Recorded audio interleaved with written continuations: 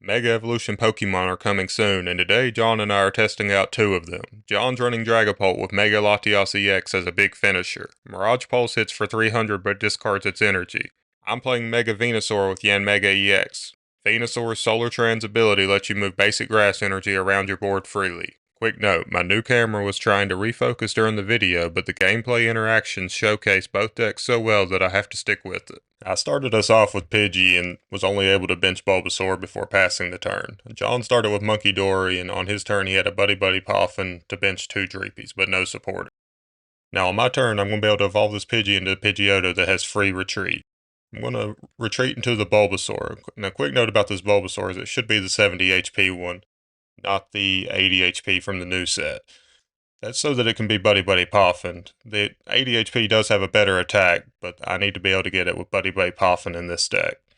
So I'm going to play Buddy Buddy Poffin after an Iono to get 2 Yanma, and I attach the TM Evo to the Bulbasaur. I'm going to use it to get the Yanmega and Pidgeot EX into play.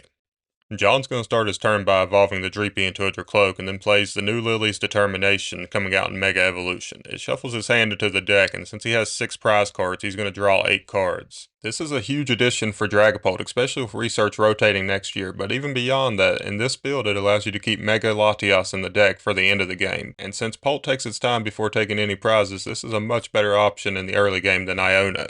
Now John's going to play Ultra Ball to find another Dracloak. Something to mention here is that this Dragapult deck's not using Hilda, although that'd probably be a pretty good addition over Brock's Scouting at this point in the game. He's going to use his Recon Directives. Right there he finds the Neo Upper, and then he uses the other one. He's going to take some time here to think about if he wants to attach that Neo Upper to the Dracloak now, and I think he should have attached the Luminous in hand instead, because it was a little risky, especially with me having Quick Search online. But he's going to decide to do it anyways before passing his turn over to me. On my turn, I'm going to try to see if there's any way for me to gust up that Dracloak and attack. The problem is I don't have an energy in hand to put on the Yanmega, so even though I could Quick Search for Prime Catcher, I'm not going to have the grass energy needed to attack with it. Mega Venusaur can only move basic grass energy, so it can't move the jet energy to help out in this situation. So with this Quick Search, I'm just going to find the jet energy. That'll allow me to get the Yanmega to the active and use its Buzzing Boost ability. Buzzing Boost, when the Yanmega moves to the active, allows you to take 3 grass energy from the deck and attach to it. And its Jet Cyclone attack for 3 grass and a colorless does 210, and then you move 3 of the energy to another one of your benched Pokemon. They all have to go to the same Pokemon. I'm going to play Arven here and get Rare Candy Air Balloon. I already have the Mega Venusaur in hand, so I'm going to be able to put it into play now, and I go ahead and evolve into another Yanmega so he can't take advantage of his Phantom Dive attack as well. So I go ahead and Jet Cyclone and put all of the energy on the Mega Venusaur. On John's turn, he draws Poffin for turn. And he's going to play Brock Scouting. Right here, he's going to get 2 basics. The thing about Yanmega is you kind of love to see your opponent put Fezandipity EX into play, because that's an easy knockout with the Jet Cyclone, which is pretty hard to take 2 prize knockout with. So go ahead and bench his Monkey Dory and Fezandipity. He has a Dragapult EX in hand, so he evolves his active. Then he uses Flip the Script, but he's forgot to use Recon Directive on either of these Dracloaks, but he thinks he's already used it. We have a little discussion about it, and he's confident that he's used them, but from watching the video, he definitely didn't go Recon Directive. So now he's going to go Phantom Dive, and he's going to put some damage around the board. So he puts 20 on each of these bench Pokemon, which lines them up pretty good for later in the game for him. On my turn, I'm going to decide if I want to 2-shot this Dragapult, or maybe just go after the Fezandipity. I have the Prime Catcher here, so I'm going to go ahead and use it, and that's also going to trigger the Buzzing Boost on the Yanmega. Another pretty cool thing in this deck, why I like the Venusaur with the Yanmega, is you can, even if you don't have the second Yanmega lined up, you can just go ahead and move all the energy back to the other anyways. So right here, I'm just going to need to get 1 more energy on the Yanmega. I put Air Balloon on the Venusaur, it's not going to be very relevant. Then I'm going to play Iono, drawing me to 5 and John to a full hand of 6. With that, I can use the Solar Trans to put the grass on the Yanmega that I needed, and I'm going to move all the energy back to the Venusaur since it's pretty safe there. That's been a problem with Yanmega in the past. It's a lot of times you're moving it to a benched Yanma and your opponent can just boss and take a lot of your energy out of play. So he's going to boss the damaged Yanmega.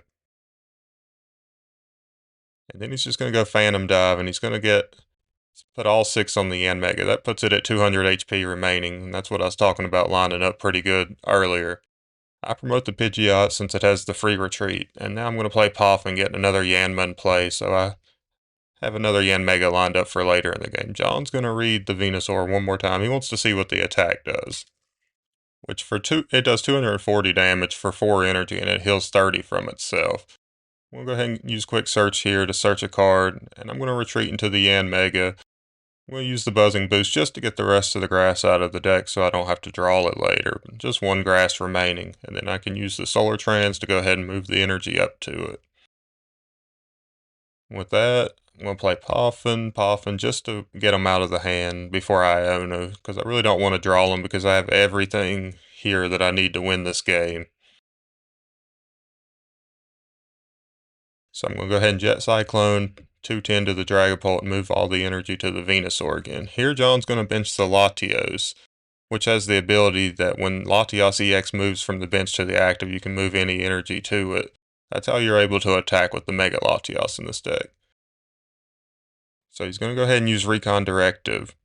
And he has the Monkey Dory also, that's going to allow him to move some damage. He attaches Fire Energy to the Dracloak, and then he moves 30 to the Yanma. So he's able to take 3 prizes here, knocking out the Yanmega and the bench Yanma. So I'm going to have to promote the Pidgeot since it has free retreat. And here I'm just going to quick search for balls, because my plan is to knock out this active Dragapult. And then next turn I'm going to need to take 1 more prize card. So I'm going to Turo up the Pidgeot so that he can't do any more damage to take that last prize card of his. And then I do go ahead and knock out the Dragapult and heal all the damage from the Venusaur. So this is going to put me in a pretty good spot. Because he benched that Latios, he can't play Turo to get around it. Because without the Latios on the bench, he'd be able to Turo up the Monkey Dory and evolve into Dragapult, and if he was able to find another Luminous Energy next turn, he'd be able to outpace me on the knockout. But since that's not an option, he's going to have to go for the Dragapult and just hope I don't have balls. He attaches a Luminous to the Dracloak, and then he has Night Stretcher to get the Dragapult back. And right here, he's thinking about what supporter to play. He has the Turo in hand. I think he's just too tunnel visioned on it, because what he needs to do is play Iono, which is in his hand, to go ahead and reset, because he should know that I quick searched for the boss to line up this play for next turn. He could think that I don't have the boss and I quick search for Turo though, but that does nothing. I have the boss and it's game. And funny enough, I top decked boss also, so I would have won either way, but he needed to make the best play. In this second game, I'm going to start with Pidgey again, and with the Buddy Buddy Poffin, I'm going to get the Bulbasaur and Yanma. Just remember that this is supposed to be the 70 HP Bulbasaur. So John and I are having a discussion. I told him before the game that he needed to remember it, and he was still calling me out for it. Just kind of funny, but it's fine. Alright, then there's nothing else I can really do with this hand.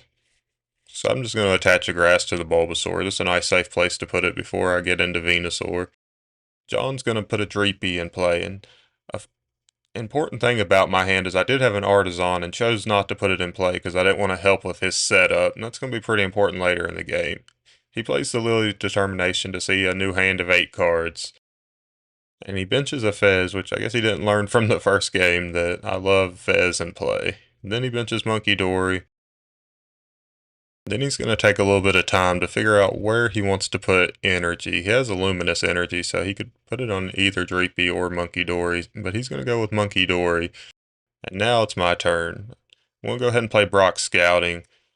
And this is going to give me the Pidgeot, and I'm going to be able to go Rare Candy Pidgeot. And then Quick Search is going to get me the Yanmega. And with the Jet Energy, I'm going to go ahead and put it in the active and go Buzzing Boost to get the 3 energy to be able to take a knockout here. Now John's deck's not playing Rare Candy, so he doesn't have a fast way to get into Dragapult. Now I go ahead and play the Artisan to get me a Yanma to line up to put this energy on, because I don't want to put it all on the Bulbasaur at this point before I have a way to get to the Venusaur. I Go ahead and attach another from hand so that I can put down Mew and draw. I usually don't like to put Mew down in the Dragapult, but I have a play lined up that I think's going to work out pretty well. So I go ahead and think here, and I think about putting it on the Yanma, but I needed to put it on the Mew for my play to work out. So he's going to go ahead and think about what to promote. He puts up the Monkey Dory because he knows the Fez is so easy to knock out. He gets down a second Dreepy and plays Brock Scouting. This is going to let him find the Dracloak. And this is where I was talking about Hilda might be better in this deck, since that's usually what you're wanting to do, and that would give him an energy also if it was just a Hilda. So he's going to go into a Badoo play and try to just item lock me and play kind of slow. He uses Recon Directive to find... He accidentally adds both cards to hand, but we get it fixed before it's a problem. And then he uses Flip the Script to draw 3. And now he's going to attach energy to the Dracloak, and he's going to be forced to burn this Luminous energy to go into the Badoo for Itchy Pollen. But my play that I have doesn't really require items, so we're going to go Quick Search and boss up the Fez and manually retreat into the Mew. And now I'm just going to pick off these Dracloaks with the Genome hacking attack that copies the Fez. And since Fez does 100 anywhere, and him not playing Rare Candy is going to make this a pretty hard play for him. And if I'd put the Artisan down turn 1, he would have had an extra Dreepy that wouldn't have made this possible. So he's going to go for Ultra Ball. But it's not going to matter. Each turn for the rest of this game, I'm just going to boss the Fez and go ahead and knock it out with the Genome hacking. All because I didn't play that Artisan turn 1 and let him set up a little bit better. That's going to force him to concede this game. This last game's going to showcase what this Dragapult deck can really do. I start the Fezandipity, and then I get Buddy Buddy Poffin for Dreepy, and then another Buddy Buddy Poffin for Dreepy and Badoo. And then I'm going to play the Lily's Determination to see 8 new cards.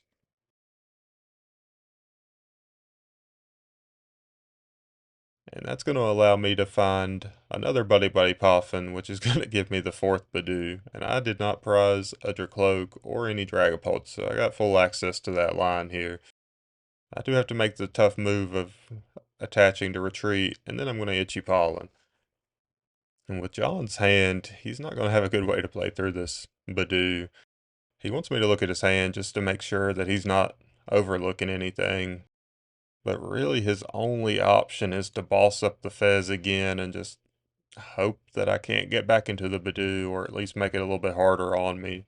So that's what he does, and that's going to put me in the tough position of having to retreat again in a minute. If I go ahead and get the first Dracloak into play and use Recon Directive, and I have another Dracloak, and that's going to give me the Brock Scouting, which is going to be the 3rd Dracloak online pretty early.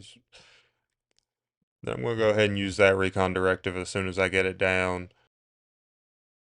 And now I'm going to play Ultra Ball to find the 4th Dracloak. So turn 2, getting all 4 Dracloaks in play, if you played Dragapult before, you know that's a pretty nice feeling.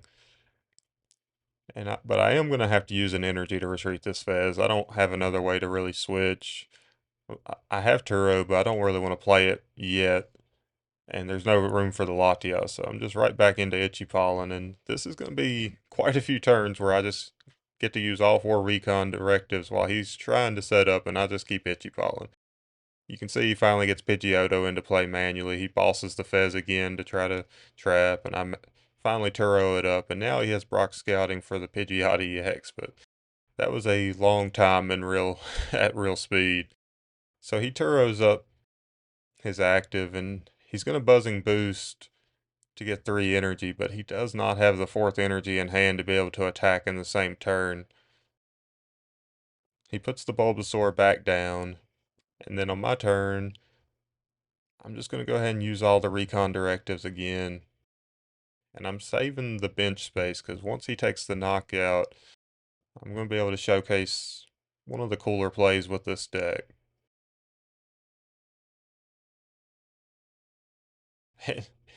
At this point, it looks like my deck and hand are mixed up, but no, my hand is 20-some cards, and the deck's just a few cards after all those Recon Directives, and John hasn't seen an Iono. So I go Itchy Pollen. he does have the fourth energy to attach for a turn, and then he's going to be able to quick search for whatever he wants here. He's still deciding not to Iono yet. And the Ivysaur is prized, which is what he was wanting to search here, so he's just going to get a Yanma down to move the energy to. He goes ahead and benches the Fez and decides to actually move it to the Fez instead, since he's going to think about picking off Cloaks like I did him in the last game.